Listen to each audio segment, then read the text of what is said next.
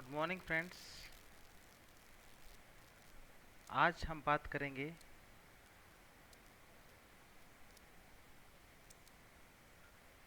CS 206 data communications का, जो अपना पिछली क्लास में टॉपिक चल रहा था, एरर करेक्शन एंड डिटेक्शन। उसी से आज अपन आगे चर्चा करेंगे। उससे पहले आप एक जो विशेष सूचना है वो है कि Rajesh Pilot government polytechnic college Dausa, जो कि गवर्नमेंट कॉलेज है, उसके अंदर एडमिशन्स चल रहे हैं। उसकी लास्ट डेट 20 अगस्त है 2020 है। जो भी स्टूडेंट्स चाहे वो उसके लिए अप्लाई कर सकते हैं या बता सकते हैं कि जो इसमें एडमिशन लेना चाहते हैं। ओके। सो अब आता है अपने पॉइंट पे, जहाँ पे अपने पिछली क्लास में छोड़ा था। अपने पिछली क्लास में अपन ये कर चुके थे कि अपने को सिंपल पैरिटी चेक और टू डायमेंशनल पैरिटी चेक कैसे इम्प्लीमेंट करना है, कैसे उसके अंदर कोई इश्यू आए तो उसको शॉर्ट आउट करना है।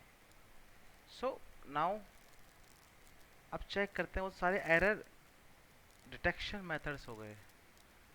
ये भी एक एरर डिटेक्शन मेथड है जो कि बहुत इंपॉर्टेंट है। ये बाइनरी डिवीजन के ऊपर निर्भर करता है, उसके ऊपर बेस्ड है। CRC फुल फॉर्म मतलब साइक्लिक रिडंडेंसी चेक। रिडंडेंसी का मतलब एक्स्ट्रा बिट्स तो आपको भेजनी है, उसमें कोई डाउट नहीं। जैसे सेंडर है, यहाँ पे डेटा प्लस कुछ बिट्स जाएंगी, जो रिडंडेंस बिट्स है वो मिलके डिविजर, वो जो डिविजर होगा अपना, अगर ये n बिट्स का अपना संख्या 7 जा रही है तो n+1 का बस डिविजर होगा। सिंपल सी बात का, अगर डिविजर की साइज n+1 है तो n बिट्स एक्स्ट्रा साथ में जाएगी उसके। सो उसके लिए अपने को रिमाइंडर निकालना पड़ेगा। डिविजर को इस डेटा से डिवाइड करोगे आप बाइनरी, तो जो शेषफल आएगा उसको अपन CRC बिट्स बोलते हैं। और जो CRC बिट्स है वो डेटा के साथ कंबाइंड होके रिसीवर के पास जाएगी। वहाँ पे रिसीवर के एंड पे वापस इस डेटा प्लस CRC के अंदर उस सेम डिविजर से डिवाइड करना होगा। अगर रिमाइंडर 0 आता है तो data is accepted, otherwise data is rejected. Okay. So इसके लिए आपने को क्या है, CRC जो एक्सोर गेट के जो ऑपरेशंस होते हैं उसको अपने को इम्प्लीमेंट करना होता है। एक्सोर का इम्प्लीमेंटेशन का मतलब ये होता है कि जब आप करते हो, आपके पास में अपने पास में इस तरीके से है, अपने पास कोई ए वैल्यू ए और बी, और एक्स और ऑपरेशन क्या होगा। अगर ज़ीरो है सो कोई दिक्कत नहीं है। अगर ज़ीरो ज़ीरो है तो ज़ीरो आएगा, वन वन है तो भी ज़ीरो आएगा, और ज़ीरो वन है तो वन आएगा, एंड वन है ज़ीरो है तो वन आएगा। यानी कि ऊपर नीचे सेम टाइप की वैल्यूज़ होगी तो उसका आउटपुट हमेशा एक्स और गेट के अंदर ज़ीरो आएगा। लेकिन अगर ए और बी की वैल्यू डिफरेंट होगी तो आंसर उसका हमेशा वन आएगा। ये एक्स और गेट की प्रॉपर्टीज होती है जो अपने को ध्यान रखनी होगी। अब एक बेसिक एग्जांपल से देते हैं। अपने को एक दिया हुआ है क्वेश्चन, ये अपना डिवीजर है 1101, ठीक है। और ये अपने को डेटा दिया हुआ है 100 100 अपने को साथ में डेटा दिया हुआ है। अब अपने को फाइंड आउट करना है कि इसकी CRC बिट क्या होगी। CRC बिट्स अपने को निकालनी है, तो उसके लिए अपने को सबसे पहले इस डिवीजर से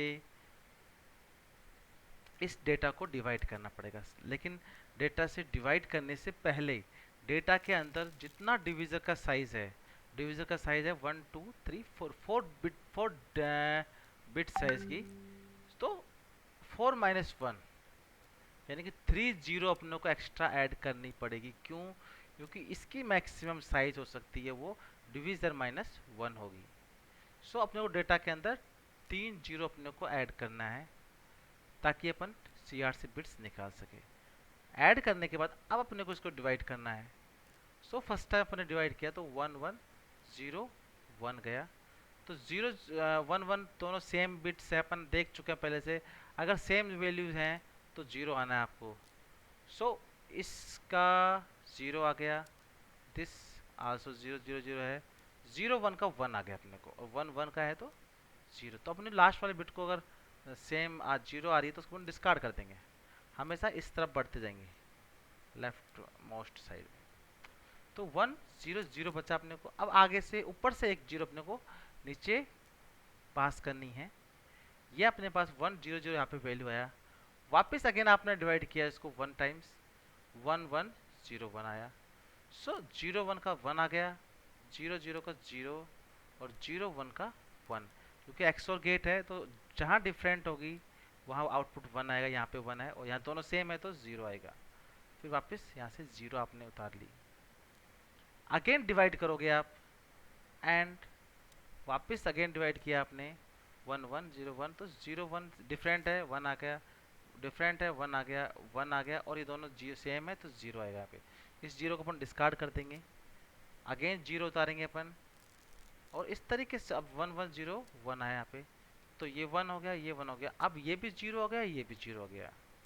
ठीक है, तो उस केस में लास्ट वाले 0 को डिस्कार्ड कर देंगे, ये 0 अपने पास है, 0 1 1, तो एक 0 अपन उतारेंगे। अब अगली बार डिवाइड करोगे तो आप ये संख्या जो आपने डिवाइड किया उससे छोटी है, सो 0 बार। When the leftmost bit of remainder is 0, we must use 0 0 instead of original divisor। तो जब भी यहाँ पे वैल्यू उसकी जो ओरिजिनल डिविजर है उससे छोटी है, सो उस केस से अपने 0 0 बार डिवाइड करना है। 0 0 किया, अगेन डिवाइड किया, तो ये 0 0 0 0 1 1, एंड ये तो 0 है, इसको हटाना है अपने को, 1 1 0, लास्ट बिट उतारी अपन ने 1 1 0 1। तो अब इसको आप जो निकालोगे 0 1 के तो 1 आ गया, 0 है और 0 है, तो 0 0 1 अपना शेषफल आया। तो जो शेषफल आया उसी को बोलते हैं अपन CRC बिट। इस CRC बिट को अब जो डेटा है 0 0, इसी की जगह 0 0 1 करके आगे भेजा जाएगा। ठीक है, डेटा प्लस CRC रिसीवर के पास पहुंचा, सेम वापस डिविजन होगा, वापस डिवाइड करके चेक करेगा, सेम स्टेप फॉलो करना है। डिवाइड फर्स्ट टाइम डिवाइड किया तो 1 1 0 1 गया, तो वापस 0 0 1, एंड ये 0 उतार ली जाएगी, 0 चलता रहेगा, इस तरीके चलता रहेगा। लास्ट में देखेंगे अपन तो 0 0 0 आया, कोई शेषफल नहीं आया अपने पास, यानी कि कोई एरर इंट्रोड्यूस नहीं हुई है। सो इस केसेस में अपन बोलते हैं कि डेटा में कोई एरर इंट्रोड्यूस नहीं है, उस डेटा को एक्सेप्ट कर लिया जाएगा। तो ये अपना एरर चेकर है, CRC चेकर है, और जनरेटर CRC जनरेटर है, जहाँ पे CRC बिट निकाली जा रही है, और यहाँ पे CRC प्लस जो डेटा है दोनों को चेक किया जा रहा था, CRC चेकर। ओके, तो इसके अंदर अपने को कई बार जो अपना डिवीजर है स्ट्रिंग 10 के फॉर्म में ना रिप्रेजेंट करके उसको कई बार पोलिनोमियल फॉर्म में भी रिप्रेजेंट किया जाता है। पोलिनोमियल फॉर्म में रिप्रेजेंट किया जाता है x7 plus x5 plus x2 plus x1, इस तरीके से भी इसको आप रिप्रेजेंट कर सकते हो। सो इसको अपने को 10 वाली फॉर्म में कन्वर्ट करना पड़ेगा। उससे कन्वर्ट करने के लिए देखते हैं इस तरीके से, x7 बिट है, ट्रू है तो 1 है, ठीक है, लेकिन x6 वाली मिसिंग है यहाँ पे, तो वो ऑटोमेटिक 0 हो जाएगी, जो मिसिंग है वो 0। x5 1 है, x4 नहीं है तो x4 0, x3 नहीं है तो x3 0, x2 दे रखा है 1 है, x1 1 है, और x0 यानी कि जो कांस्टेंट है वो एज इट इज रहेगा। तो ये डिवीजन निकालने का तरीका है। जो भी डिवीजर या पॉलिनोमियल आपको लिखा हुआ नहीं है वहाँ पे उसको अपन 0 या 0 मानते हैं। जैसे x7 है तो 1 आ गया, x6 यहाँ पे नहीं है इस पॉलिनोमियल फंक्शन में, तो x6 ऑटोमेटिकली 0 माना जाएगा यहाँ पे। x5 है, x4 नहीं है, x3 नहीं है, तो दोनों 0 0 माने जाएंगे, और इस तरीके से आप उसको निकाल सकते हो डिवीजन। तो स्टैंडर्ड फॉर्म्स है CRC बिट्स निकालने के तरीके।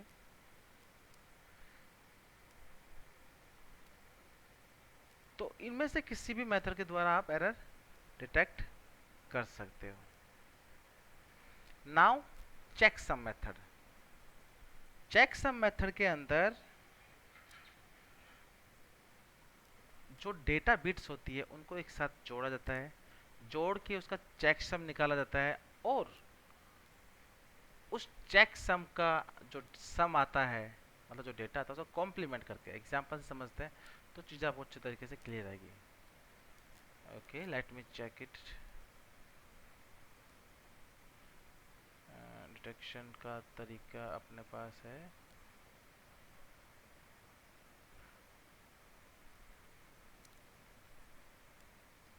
ये अपने पास ओरिजिनल डेटा है। इस ओरिजिनल डेटा में ये 10101001 और ये डेटा है अपने पास में, ये अपने पास डेटा है। इसको आपने को सम करना है पहले तो।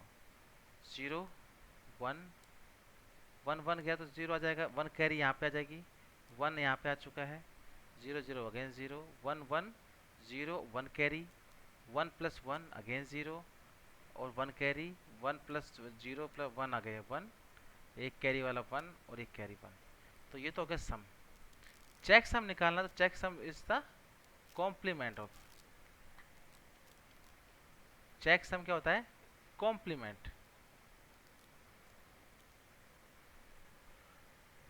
चेक सम के द्वारा क्या होता है, कॉम्प्लीमेंट निकालना जाता है। कॉम्प्लीमेंट कैसे निकालना है, 0 को 1 कर देंगे, 1 का 0, 0 को 1, 0 को 1, 0 को 1, 1 का 0, 1 का 0, 1 का 0। ठीक है, सो आप इसका कॉम्प्लीमेंट निकाल देंगे। कॉम्प्लीमेंट निकालना मतलब रिवर्स कर देंगे। तो अब जो डेटा जाएगा वहाँ पे, ये अपना डेटा हो गया 1, डेटा सेगमेंट 1, डेटा सेगमेंट 2, और साथ में ये चेक सम जिसको कॉम्प्लीमेंट फॉर्म बोलते हैं, ये वहाँ पे रिसीवर के पास जाएगा। ठीक है, सो रिसीवर एंड पे ये तीनों डेटा जाएंगे, तीनों को जोड़ा जाएगा, तीनों का सम 1 1 1 गया तो 1 आ गया, 0 और 1 कैरी यहाँ पे आई गई 1, 1 यहाँ पे आ जाएगा 1, इस तरीके से सम आएगा इतना। और सम को वापस कॉम्प्लीमेंट निकालो तो 0 0 आना चाहिए। अगर 0 0 आ रहा है मतलब अपने डेटा में कोई एरर इंट्रोड्यूस नहीं हुई। अगर 0 0 कुछ और आ रहा है वैल्यू, तो मतलब डेटा के अंदर एरर इंट्रोड्यूस हुई है। तो अब स्टेप समझते हैं। सेक्शन 1 सेक्शन 2 ये सारे डेटा अपने पास है, एंड बिट्स डाटा है। तो इन सबका पहले आपको सम निकालना है। सम का कॉम्प्लीमेंट निकालोगे तो वो आपका चेक सम आ जाएगा। सो अब आपका जो के सेक्शंस है वो प्लस चेक सम दोनों मिलके रिसीवर के पास जाएगा। रिसीवर क्या करेगा, वापस इस डाटा को प्लस चेक सम को जोड़ेगा, सम करेगा, सम करने के बाद उसको कॉम्प्लीमेंट करेगा। कॉम्प्लीमेंट अगर 0 आता है तो उसको एक्सेप्ट करेगा, अदरवाइज को डिस्कार्ड कर देगा। ठीक है, सो इस तरीके से इसके अंदर सेंडर सम प्लस कॉम्प्लीमेंट दोनों भेजेगा। अगर 0 आता है तो एक्सेप्ट, अदरवाइज रिजेक्टेड। सो इस तरीके से चेक सम मेथड को यूज किया जाता है। अब नेक्स्ट चीज बचती है अपनी एरर करेक्शन, जिसको अपन नेक्स्ट क्लास के अंदर डिस्कस करेंगे। Thank you very much.